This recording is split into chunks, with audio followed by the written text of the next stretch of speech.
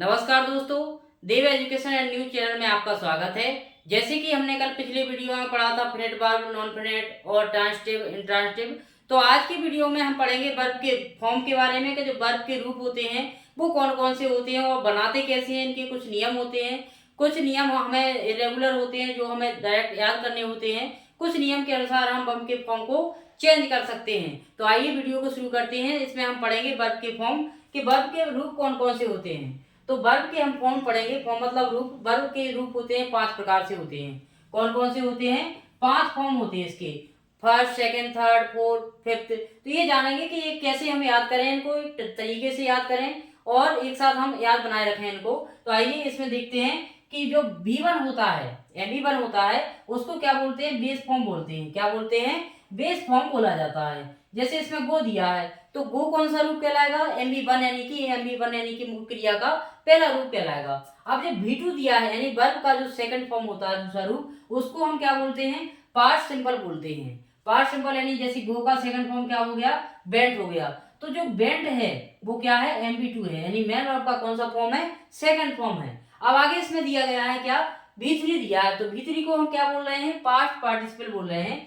जो क्या है? गो का जैसे थर्ड फॉर्म क्या हुआ? गॉन हुआ। तो जो गॉन है वो क्या है? गो का थर्ड फॉर्म कहलाएगा अपना। जैसे गो, वेंट, गॉन, ये फर्स्ट फॉर्म हो गया, सेकंड हो गया, थर्ड हो गया। अब आती है फोर की बात। तो फोर को हम क्या बोलते हैं? Present participle.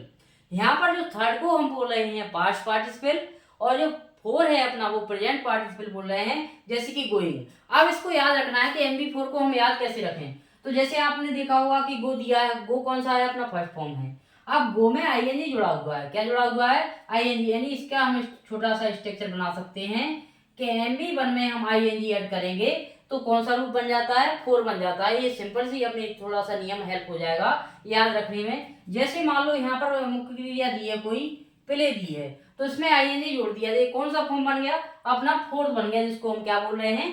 प्रेजेंट पार्टिसिपल बोल रहे हैं। तो इस प्रकार से हमें फोर्थ फॉर्म याद करने की आवश्यकता कम रहेगी। केवल कुछ नियम याद रखना है, जैसे कि कुछ क्रियाओं के एंड में ई होता है तो ई को हम रिमूव कर देते हैं। जैसे ई को रिमूव करेंगे तो ING इस प्रकार से जोड़ेंगे। इसमें केवल ध्यान रखना होता है क्योंकि इसमें मिस्टेक हो जाती है, तो वो हमें याद रखना है। जैसे कि कहीं में आए बाय दिया रहता है तो ऐसे वाले जो अपवाद होते हैं उनको भी हम याद रखेंगे। तो फोर्थ फॉर्म यानी कि ING, यानी कि यदि हमें फोर्थ फॉर्म बनाना है तो MB1 में हम क्या ऐड कर देते हैं? ING ऐड कर देते हैं, तो हम मेन वर्ब का फोर्थ फॉर्म बना सकते हैं बिना याद किए। थोड़ा सा नियम याद रखना है कि जिन क्रियाओं के एंड में ई होता है, और बेसिक नियम भी याद रखना है। कुछ अपवाद वाले भी नियम हैं जो नियम के विरुद्ध होते हैं, उनको भी हम आगे वीडियो में पढ़ेंगे। अगला पांचवा जो दिया है वो पांचवा कैसे बनाते हैं? AS, ES, IS से बनाते हैं। यानी गो है तो गो में क्या जुड़ गया? ES जुड़ गया। तो ES जो जुड़ा है वो कौन सा फॉर्म कहलाएगा? अपना पांचवा फॉर्म कहलाएगा।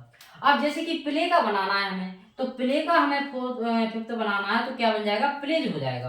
तो हमें केवल याद रखने के लिए सबसे मुख्य बात यह है कि हम वर्ब का फर्स्ट फॉर्म याद करें, सेकंड करें और थर्ड करें। और एक बात और, यदि हमें फर्स्ट याद है तो हम नियम के अनुसार कुछ तो बना सकते हैं कि ED जोड़ते हैं, उसमें डबल जो अक्षर, आखिरी अक्षर डबल कर देते हैं। ऐसे नियम हम अगले वीडियो में पढ़ेंगे। और कुछ जो इरेगुलर होती है, जो नियम को फॉलो नहीं करती हैं, तो उनको हमें याद रखना है। जैसे गो, वेंट, गॉन, इरेगुलर ही तो है। जैसे फर्स्ट फॉर्म में अलग दिया है, सेकंड में अलग दिया है और थर्ड में अलग दिया है, तो ये इरेगुलर है। ऐसी वाली को हमें याद ही करना पड़ेंगे क्योंकि ये नियम का फॉलो नहीं करती है नियम को। मेन वर्ब के क्या होते हैं? 5 फॉर्म होते हैं, फर्स्ट, सेकंड, थर्ड, फोर्थ, 5। तो हमें याद रखना पड़ेगा मुख्य रूप से पहला, दूसरा और तीसरा। चौथा और पांचवा हमने आपको बताया तो कैसे बनाएंगे। चौथे में हम ING जोड़ेंगे, मतलब मेन वर्ब से यदि हमें चौथा बनाना है फर्स्ट फॉर्म से तो ING ऐड कर देंगे तो कौन सा बन जाएगा? अपना चौथा बन जाएगा। यदि हमें पांचवा बनाना है तो किसी क्रिया में हमें क्या जोड़ना पड़ेगा? AS या ES जोड़ना पड़ेगा, तो कौन सा बन जाएगा?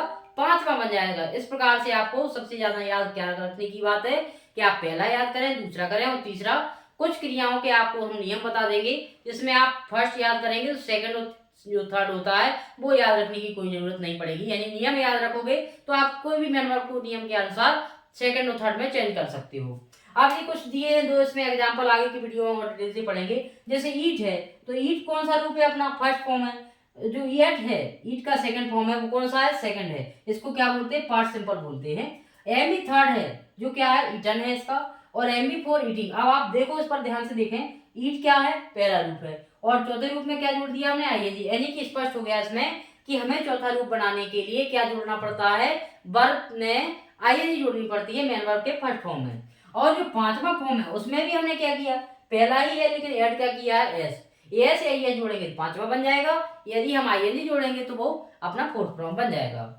राइट का देखो तो राइट मीन्स क्या होता है, लिखना। ये कौन सा फॉर्म है, ये फर्स्ट फॉर्म है। अब रोट जो दिया है, रोट जो दिया है वो कौन सा है, दूसरा है। रिटन कौन सा है, तीसरा।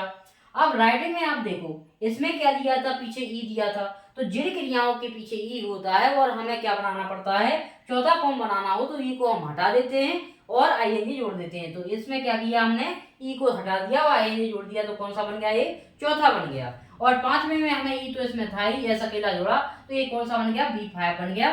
तो इस प्रकार से हम वर्ब के 5 फॉर्म होते हैं, फर्स्ट सेकंड थर्ड फोर्थ 5 वाले। तो हमें मुख्य रूप से 3 याद रखने होते हैं, चौथे 5 में तो हम जब प्रैक्टिस करते हैं तो याद हो जाते हैं। इस प्रकार हमें याद करके चलना है। यदि आपको हमारे वीडियो अच्छे लगते हैं तो आप कमेंट करें, शेयर करें। पिछले वीडियो को आप देखना चाहते हैं, इंग्लिश ग्रामर बेसिक क्लियर करना चाहते हैं, तो आप हमारे प्लेलिस्ट में जाकर देख सकते हैं। बिल्कुल वोवेल कॉन्सोनेंट से लेकर आप सिस्टमैटिक वीडियो देख सकते हैं। आप अपनी इंग्लिश ग्रामर की जो वीकनेस है उसको कम कर सकते हैं। इस प्रकार से आप यदि पढ़ेंगे तो आपको इंग्लिश सब्जेक्ट में कोई समस्या नहीं आएगी और क्वेश्चन आंसर और आगे की जो टॉपिक रहते हैं, रिपोर्ट हुए या पोस्टर, ये सब बनाना सीख जाते हैं। क्योंकि क्या होता है कि हम इंग्लिश के वर्ड है समझ नहीं पाते हैं तो उसको बना नहीं पाते, सीधे रटते हैं। यदि आप बेसिक क्लियर रहेगा तो आप स्वयं ही आंसर बनाना सीख जाएंगे। यदि